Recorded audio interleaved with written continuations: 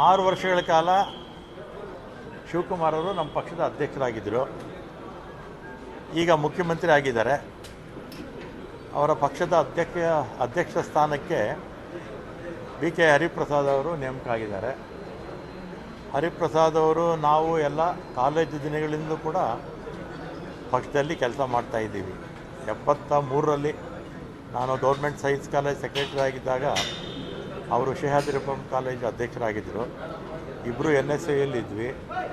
ಆಮೇಲೆ ಯೂತ್ ಕಾಂಗ್ರೆಸ್ಸು, ಆಮೇಲೆ ಅವರು ರಾಷ್ಟ್ರ ಮಟ್ಟಕ್ಕೆ ಹೋಗಿದ್ರು.